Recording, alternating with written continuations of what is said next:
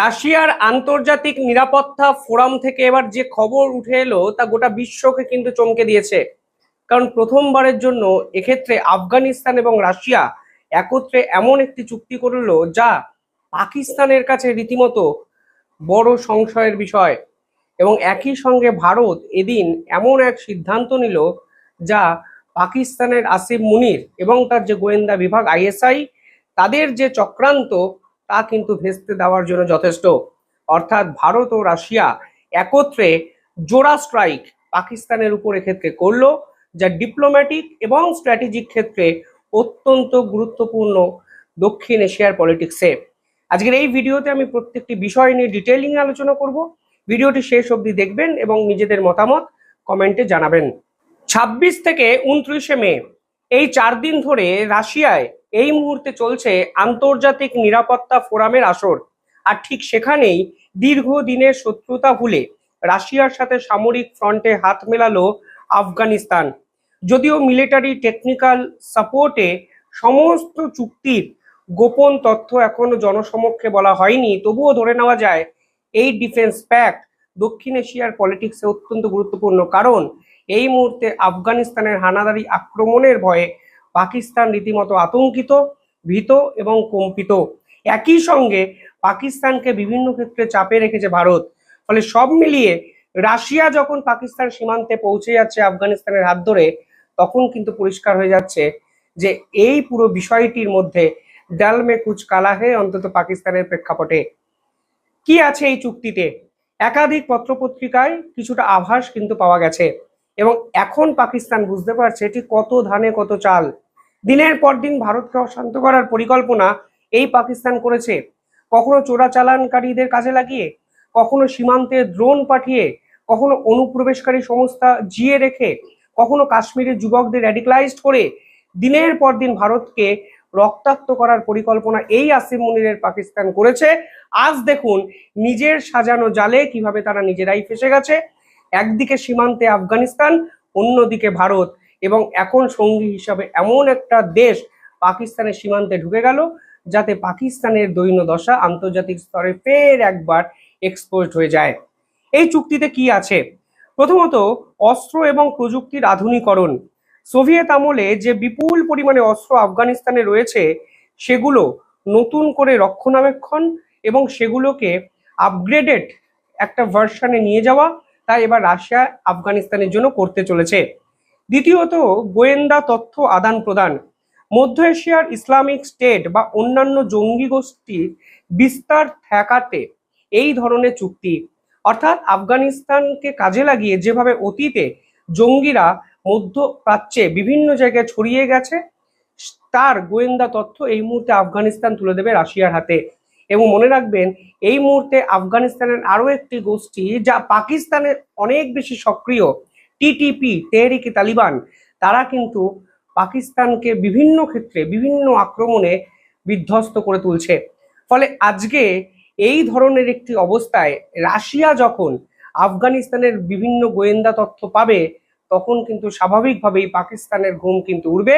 কারণ পাকিস্তান দিনের পর দিন বিভিন্ন জঙ্গিদের প্রশ্রয় দিয়ে মধ্যপ্রাচ্য, দেশ বিদেশের একাধিক জায়গা, এমনকি আফগানিস্তানের বিভিন্ন অঞ্চল রাশিয়া, আমেরিকা, ভারতবর্ষকে দিনের পর দিন রক্তাক্ত করেছে, যার নিউক্লিয়াস যদি বলা হয় তা কিন্তু সব ছিল পাকিস্তান এতদিন অবধি, যে তথ্য এবার সরাসরি পৌঁছে যাচ্ছে রাশিয়ার কাছে।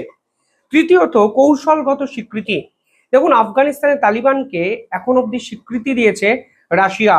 বিশ্বের কোনো দেশ কিন্তু আফগানিস্তানের এই তালিবান সরকারকে স্বীকৃতি দেয়নি। ভারত অফিসিয়ালি স্বীকৃতি না দিলেও ভারত কিন্তু বুঝিয়ে দিয়েছে ডিপ্লোম্যাটিক ক্ষেত্রে ভারত এই আফগানিস্তানের পাশে আছে।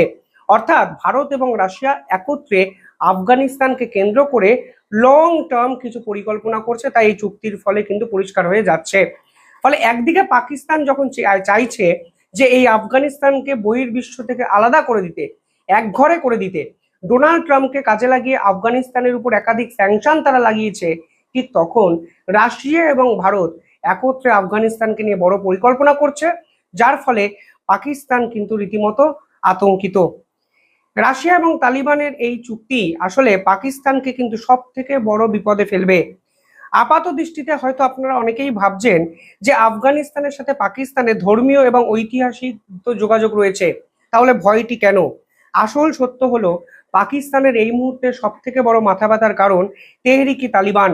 এবং এই মুহূর্তে এই চুক্তির ফলে তেহরিকি তালিবান কিন্তু অনেক বেশি শক্তিশালী হবে, যা পাকিস্তানের আভ্যন্তরীণ কোন্দলকে অনেক গভীরে কিন্তু নিয়ে যেতে পারবে। পাকিস্তান প্রাথমিক আগে ভেবেছিল যদি আফগানিস্তানের তালিবানরা ক্ষমতায় আসে তাহলে ইসলামাবাদ তাদের ফ্রেন্ডলি কান্ট্রি হবে। 2021 সালে সেই দৃশ্য যেখানে আফগানিস্তানে তালিবান শাসন প্রতিষ্ঠার পর আইএসআই চিফ স্বয়ং গিয়ে আফগানিস্তানে কফি খেয়েছিল। তারা ভেবেছিল এই আফগানিস্তানকে তারা ভারতের বিপক্ষে কাজে লাগাবে, অথচ আজকে দেখুন প্রধানত তিনটে ভয় তাদের দিকে ধেয়ে আসছে এবং রাশিয়া আফগানিস্তানের এই সামরিক চুক্তির ফলে সেই ভয়গুলো কিন্তু কোনো অবস্থাতেই প্রশমন হলো না, উল্টে এই ভয়ের প্রাবল্য কিন্তু বাড়লো। প্রথমত তালিবান সমস্যা। টিটিপি যেভাবে আফগানিস্তানকে কাজে লাগিয়ে পাকিস্তানকে নিয়ন্ত্রণ করতে চাইছে তা কিন্তু পাকিস্তানের জন্য নিঃসন্দেহে ভয়ঙ্কর। পাশাপাশি কূটনৈতিক ক্ষেত্রে পাকিস্তান ক্রমাগত একাকিত্ব এবং একটি আইসোলেটেড কান্ট্রিতে পরিণত হচ্ছে, তা কিন্তু নিঃসন্দেহে আজকে পাকিস্তান রিয়েলাইজ করছে যখন আফগানিস্তানের সঙ্গে রাশিয়ার এই চুক্তি হলো। পাশাপাশি চীন এবং রাশিয়ার সমীকরণটা কিন্তু এখানে ইম্পর্টেন্ট হয়ে যাচ্ছে। চীন এবং রাশিয়ার সম্পর্ক খুবই ভালো, বিভিন্ন ক্ষেত্রে একে অপরের সঙ্গে কিন্তু বিভিন্ন চুক্তি সই করেছে। আবার পাকিস্তান চীনের উপর নির্ভরশীল, ফলে এই মুহূর্তে যখন রাশিয়া চীনের সম্পর্ক ভালো এবং রাশিয়া যখন আফগানিস্তানের প্রান্তে চলে এসছে, ঠিক তখন কিন্তু পাকিস্তান এবং চীন সম্পর্ক নিয়ে বড় সড় সংশয় উঠবে, যে সংশয় পাকিস্তানেরই তৈরি করা। কারণ সিপেক করিডর যেটা চীনের সঙ্গে তারা করছিল, সেখানে হঠাৎ করে তারা আমেরিকাকে ডেকে নিয়ে চলে আসে। ফলে চীন কিন্তু আস্তে আস্তে বুঝতে পারছে মুসলিম বিশ্বর সঙ্গে পাকিস্তান যেভাবে বেইমানি করেছে, চীনের সঙ্গেও কিন্তু যে কোনো মুহূর্তে এই পাকিস্তান বেইমানি করতে পারে। এবং রাশিয়া আফগানিস্তানকে বন্ধু হিসাবে বেছে নেওয়ায় একটা জিনিস স্পষ্ট হয়ে যাচ্ছে, চীনের সাপোর্ট কিন্তু পাকিস্তান আস্তে আস্তে হারাতে শুরু করেছে। ফলে পাকিস্তান ক্রমাগত আইসোলেটেড একটি কান্ট্রিতে কিন্তু পরিণত হলো এই সামরিক চুক্তির ফলে। পাশাপাশি কালকে ভারত সরকারের পক্ষ থেকে ঘোষণা করে দেওয়া হয়েছে সীমান্তবর্তী এলাকা থেকে 15 কিলোমিটার অঞ্চলে যত অবৈধ নির্মাণ আছে সেগুলোকে ভেঙে গুড়িয়ে দেওয়া হবে। এর কারণটা কি? প্রথমত সীমান্তবর্তী এলাকায় যত নির্মাণ আছে সবই যে অবৈধ তা নয়, কিন্তু এই পার্টিকুলার ইনফ্রাস্ট্রাকচারগুলোকে কাজে লাগিয়ে দিনের পর দিন জঙ্গি তৈরি করে পাকিস্তান। এই সীমান্তবর্তী অঞ্চলের এই অবৈধ নির্মাণগুলো সীমান্তের এতটাই কাছে যে তারা পাকিস্তানের সঙ্গে বিভিন্ন উপায়ে সম্পর্ক তৈরি করতে পারে। ফলে পাকিস্তান এই সকল ইনফ্রাস্ট্রাকচারকে কাজে লাগিয়ে ড্রোন পাচার, ড্রাগ পাচার, একাধিক গুরুত্বপূর্ণ ডকুমেন্ট নথি এদিক ওদিক করার চেষ্টা করে এবং তারা গুপ্তচর বৃত্তি করার জন্য একটি সেফ হাউস হিসাবে এই অবৈধ নির্মাণগুলোকে দিনের পর দিন ব্যবহার করেছে। এবং বিভিন্ন ক্ষেত্রে দেখা যায় ভারতবর্ষে বিভিন্ন আক্রমণ বা কাশ্মীরে বিভিন্ন আক্রমণ যখন হয়েছে তখন সীমান্তবর্তী অঞ্চলে এই ক্রিটিক্যাল ইনফ্রাস্ট্রাকচারগুলো অন্যতম গুরুত্বপূর্ণ ভূমিকা পালন করেছে, যার উপর সার্জিক্যাল স্ট্রাইক এবার অমিত শাহ স্বরাষ্ট্র দপ্তরের পক্ষ থেকে করা হবে। তারা পরিষ্কার নির্দেশিকায় বলে দিয়েছে সীমান্ত থেকে 15 কিলোমিটার অঞ্চল ফাঁকা করে দিতে হবে। এর ফলে পাকিস্তান মনোভাবাপন্ন একাধিক আভ্যন্তরীণ শত্রু যেমন দমন হবে, ঠিক অন্যভাবে পাকিস্তান এই সকল ক্রিটিক্যাল ইনফ্রাস্ট্রাকচারগুলোকে আর সেফ হাউস হিসাবে ব্যবহার করতে পারবে না জঙ্গি আক্রমণের জন্য। ফলে আজকে যে দুটো খবর সামনে এসছে তা নিঃসন্দেহে বিশ্বের একটি মাত্র দেশকে ভীষণ মাত্রায় আহত করবে, তার নাম পাকিস্তান। এবং পাকিস্তানের আহত হওয়া মানে আমাদের আরো এক প্রতিবেশী রাষ্ট্র বাংলাদেশ, তারা কি খুশি হবে? আমার মনে হয় নয়। ঈদের দিন এমন দুই খবর সামনে এলো যা মুসলিম বিশ্বের জন্য রীতিমতো ভয়ঙ্কর, কারণ রাশিয়া এবং ভারত একত্রে পাকিস্তানকে ধ্বংস করার জন্য জোট বাঁধলো, যার এফেক্ট কিন্তু পাকিস্তান লং টার্মে পেতে চলেছে। বাঁচানোর জন্য কে আসে সেটাই কিন্তু এখন দেখার বিষয়। আপনারা কিভাবে দেখছেন কমেন্টে জানাবেন। দেখতে